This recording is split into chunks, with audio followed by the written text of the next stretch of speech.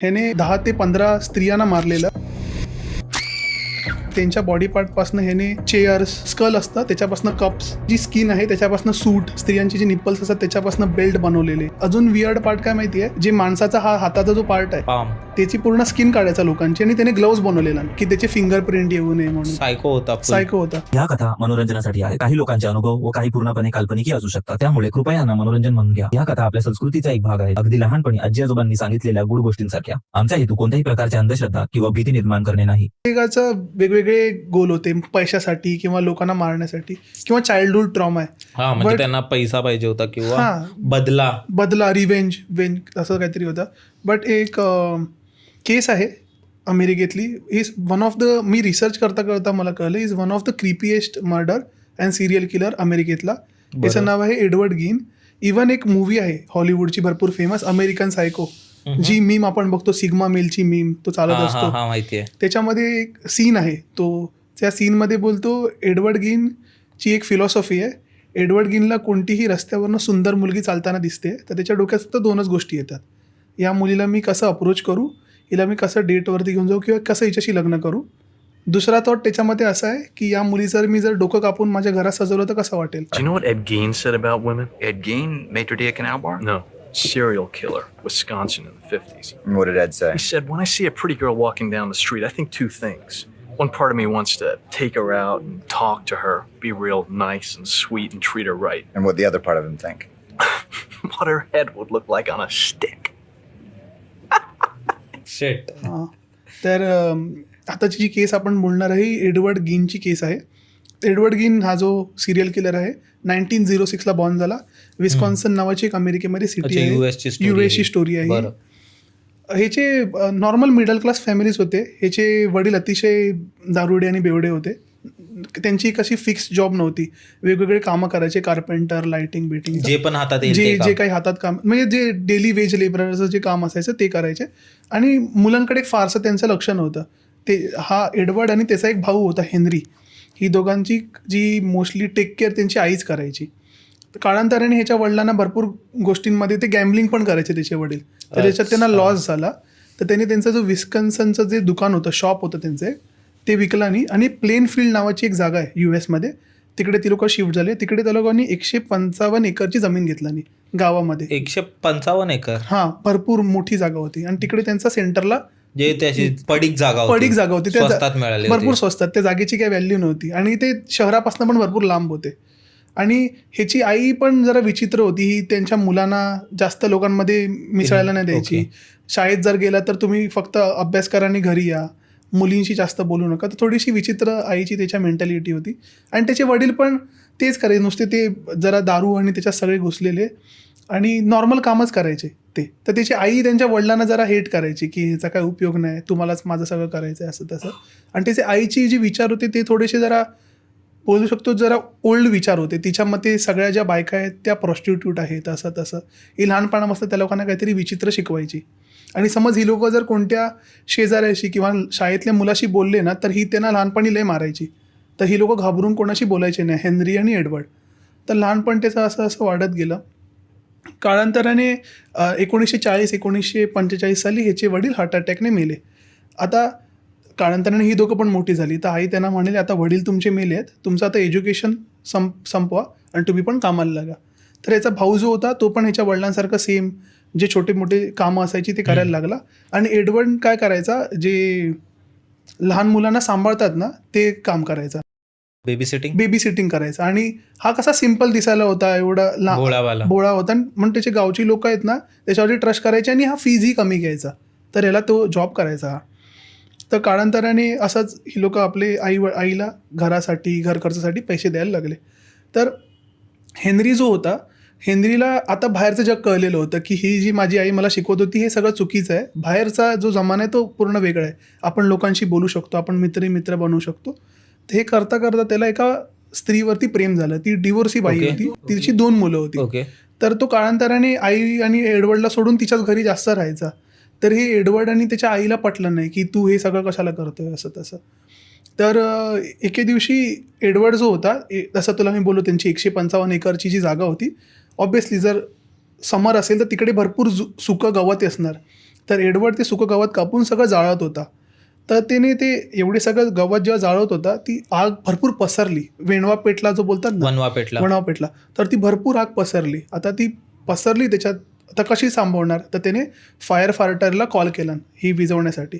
तर फायर फायटरवाले आले आणि विझवला नाही.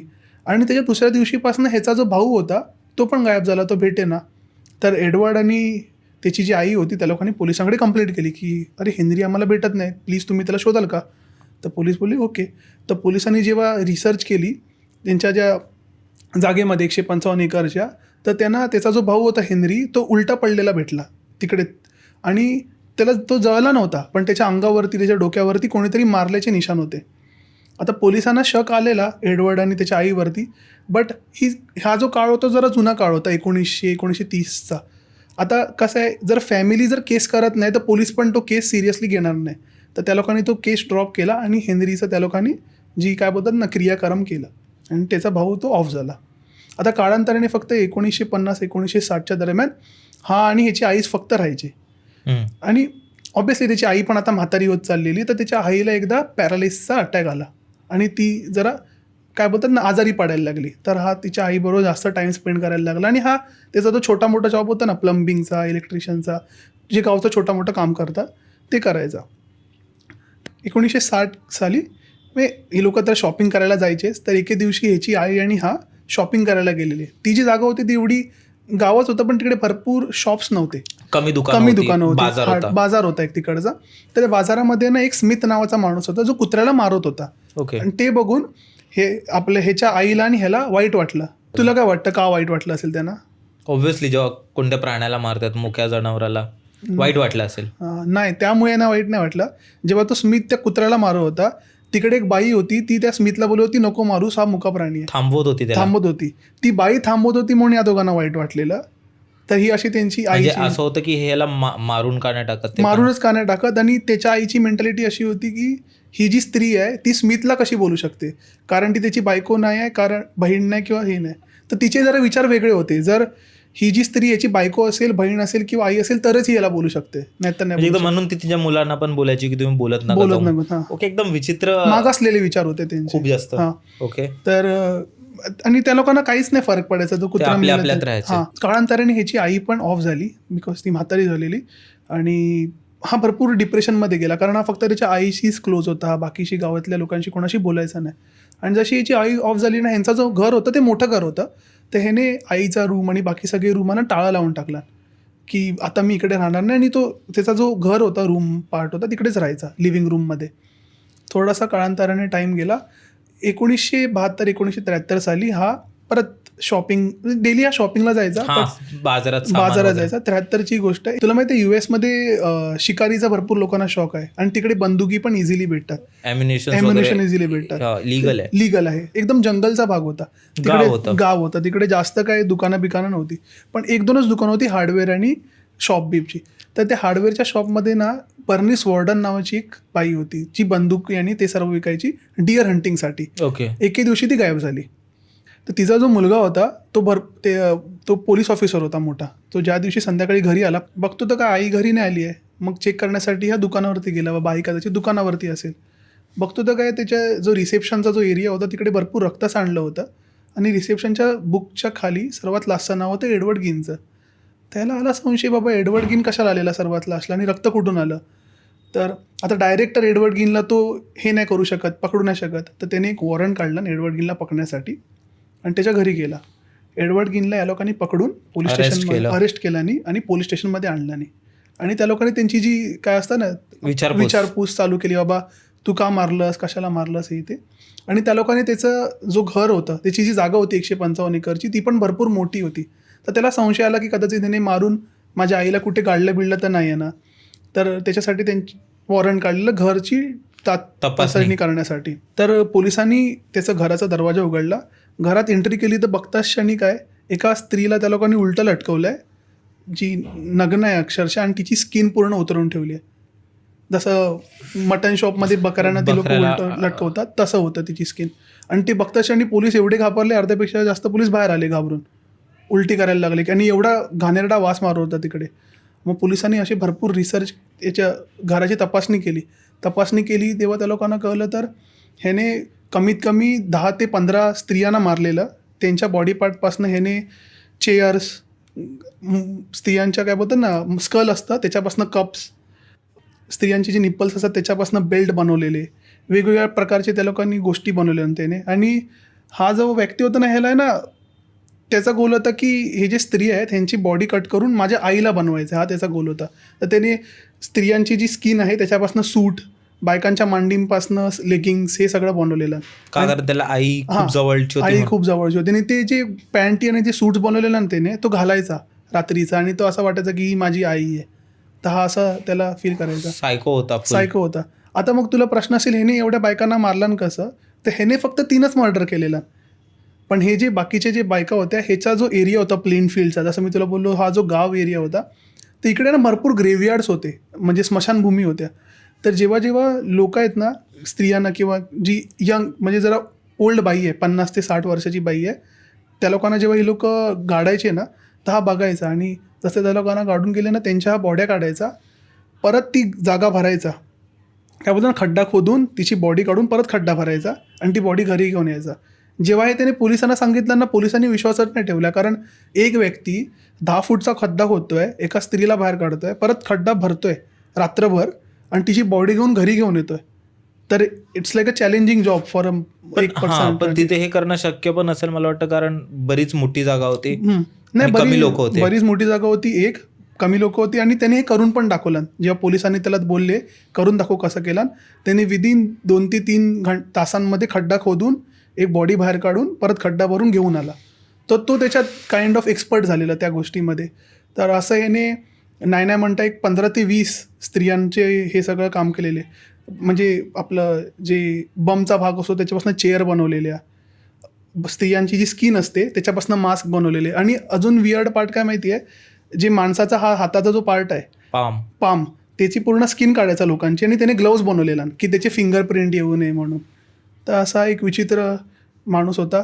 तर 1968-1971च्या दरम्यान हा पकडला गेला पोलिसांनी आणि US गव्हर्नमेंट त्याला मेंटल असायलममध्ये टाकलेलं, त्याला पागलचा करार दिलेला. आणि जेव्हा त्याला विचारलं ना की कशाला मारलं, त्याचं फक्त एकच म्हणणं होतं की माझी आई ऑफ झाली तर मी भरपूर डिप्रेशनमध्ये गेलो, माझा फक्त एवढाच गोल होता की मी या स्त्रियांच्या बॉडी पार्ट्स कापून माझ्या आईसारखं एक पुतळा बनवायचा होता मला. तर ते त्याचा गोल होता.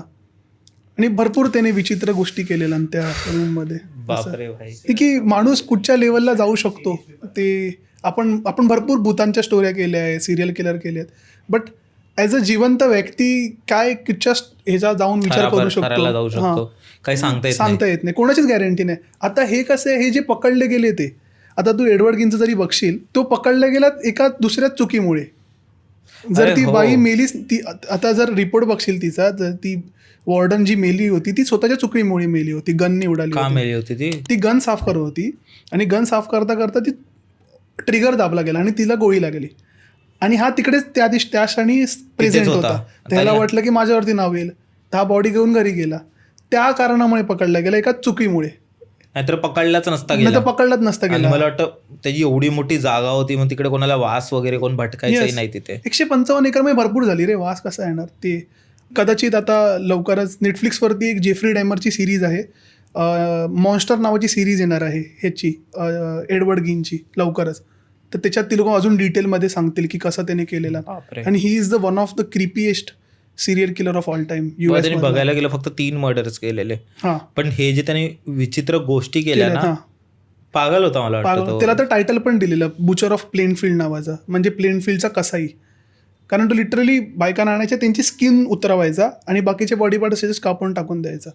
त्याला स्किनशी भरपूर हे होतं जवळ. बापरे. त्याला ते आवडायची, मे बी त्याला आई, तो त्याच्या आईशी भरपूर क्लोज होता ना. हा, मला असं वाटतं ना की हे जे त्याच्यावर जे लहानपणी त्याच्या आईने संस्कार केले ना, की दुसऱ्यांशी बोलायचं नाही, दुसऱ्यांबरोबर राहायचं नाही, मुलींशी बोलायचं नाही, मुली अशाच असतात, मुली तशाच असतात. तर मला वाटतं त्यामुळे तो कधी बाहेरच्या जगाशी एक्सपोजच नाही झाला, की तो तिकडेच त्यातच त्याची एक दुनिया बनवायला लागला आणि जी त्याची आई बोलेल तेच त्याला खरं वाटायला लागलं. ते त्याला भरपूर इम्पॅक्ट झाला. आणि जेव्हा त्याची आई त्याला सोडून गेली तर तो खूप एकटा पडला ह्या जगात, कारण कोण बोलायला नाही, कोणाशी बोलायचं नाही. आणि त्याला फक्त त्याची आई परत हवी होती आणि म्हणून त्यांनी असं केलं. ते तर ते, आणि ते पण इम्पॉर्टंट आहे की अपब्रिंगिंग कशी झाली, त्याची Upbringing. अपब्रिंगिंगच चुकीची झालेली. त्याला वाटायचं की माझी आई, आणि तो त्या झोनमध्ये होता ना, माझी जी आई बोलते तेच सत्य, त्याच्या पुढे काय आहेच नाही. तर ते एक प्रॉब्लेम आहे, आणि त्यामुळे हे सगळं पुढे त्याने केलं. बापरे. त्याने ज्या मृत शरीरांवरती जरी केलं तरी ते चुकीचंच होतं, चुकीचंच केलं ना, किती ब्रुटल आहे. ब्रुटल होतं. आणि मग इवन पोलीस पण घाबरले ते बघून, आणि मोठपूर मग हे सगळं त्या लोकांनी त्याला पकडलं, त्याला शिक्षा झाल्या, पण त्याला शेवटी मेंटल असायलमचा कारण वेडाच होता तो. वेळाच होता, त्याला टाकून दिलं त्या बापरे. लोकांनी.